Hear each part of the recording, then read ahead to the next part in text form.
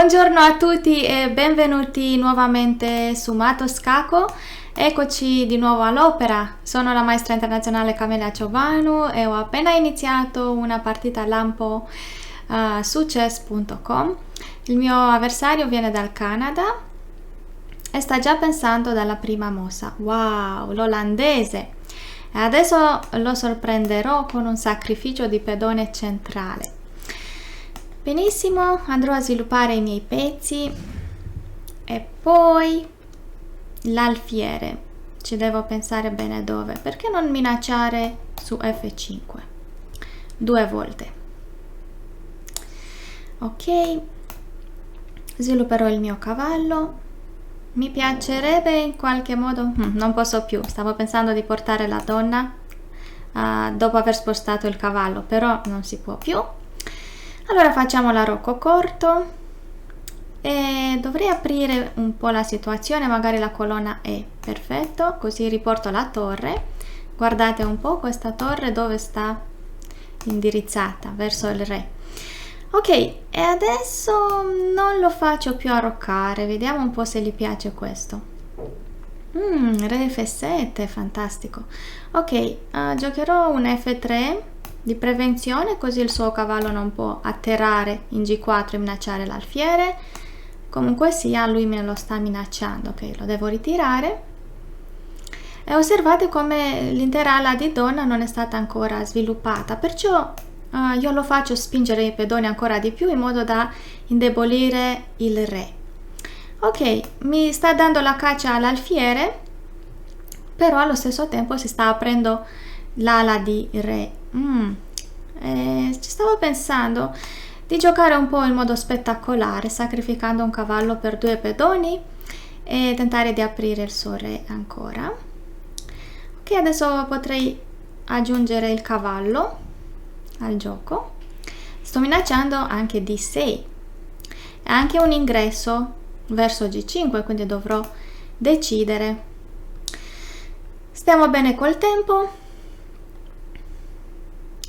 Come struttura pedonale mi sembra un po' come la francese, la variante del cambio una volta che spinge D5.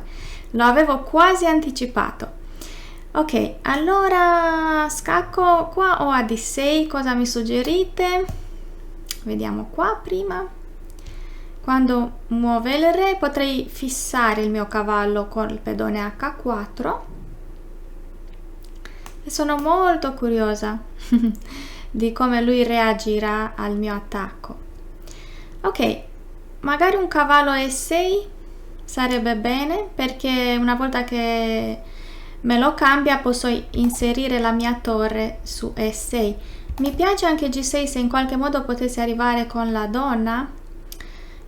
Guarda cosa faccio, porto direttamente la torre, ma forse non c'è pericolo. Se lui prende G5 ho una mossa intermedia e poi magari riprendo di torre con scacco di scoperta. Ok. Ok, non si è lasciato minacciare troppo. Allora cosa farei? È un po' difficile ora. Vediamo un po'. Se minaccio quella torre, prende la mia, prendo la sua, se raddoppio sto ancora sacrificando, ma veramente lui vuole fare questo. Io faccio lo scacco re H8 e scacco H6. Guardate un po' cosa ho trovato. Vediamo un po' se si azzarda a catturare in G5. Alla fine avrò il matto in H7 di donna. Se riesco ve lo faccio vedere. Magari se lui cattura in G5 è fatta. Anche se cattura prima in E6, in tal caso riprendo di cavallo, quindi non si può neanche. Benissimo. Sono un po' emozionata, devo dirlo, soprattutto perché so che ups, cosa è successo? No. Ups. Ok. Vediamo un po'. Potrei anche inchiodare quel cavallo, volendo. Perché no? E adesso minaccio cavallo E6. un ingresso trionfale del mio cavallo. E adesso ancora un po' e immagino che dovrà chiudere la partita. Ok, volevo prendere un po' di tempo per ringraziare a tutti voi per i vostri bellissimi commenti. I vostri complimenti sono stati veramente molto generosi, perciò vorrei tantissimo giocare delle belle partite appunto per voi. E tante grazie a Cristian e a tutta la squadra di Matto Scacco per darmi l'opportunità di pubblicare dei video per il loro sito. Ok, vediamo un po'. Riprendo di torre. Ok, abbiamo cambiato un difensore. Adesso scacco, poi cadrà il cavallo in H6.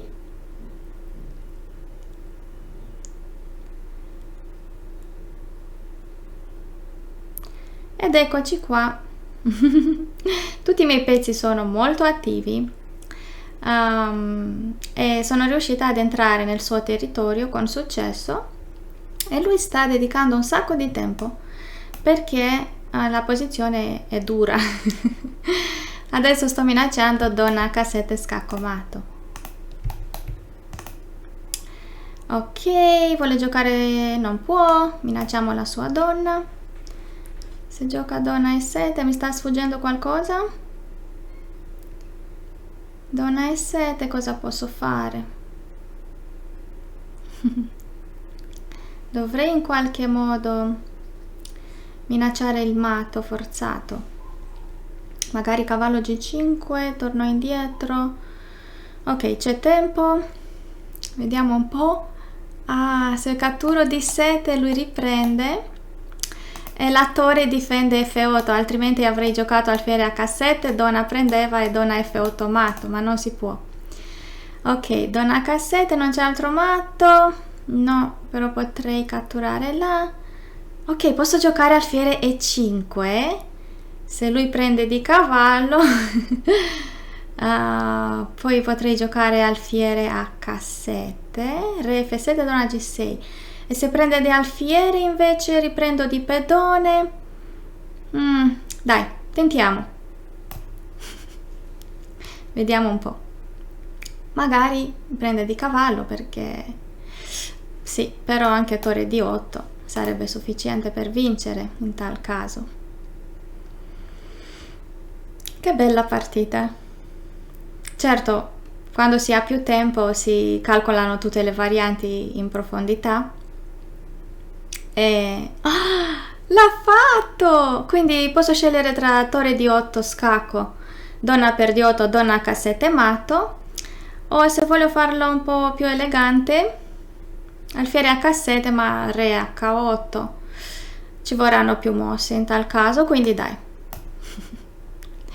Deve catturare per forza o portare la donna davanti e poi donna H7 sarà matto. Che emozione! Però mi è piaciuta questa partita. E non è ancora finita, devo ancora fare scacco matto. È matto, vero? Sì, è matto. Matto scacco. D'accordo, carissimi amici, vi ringrazio tantissimo e non vedo l'ora di giocare altre partite, così impariamo insieme quanto è bello il gioco degli scacchi. E ora, per continuare, che cosa posso fare? Beh, innanzitutto ti consiglio di iscriverti al nostro canale in modo tale da non perderti le nuove video lezioni. E poi puoi vedere il video che è stato più cliccato in questa settimana. Ci vediamo, ciao!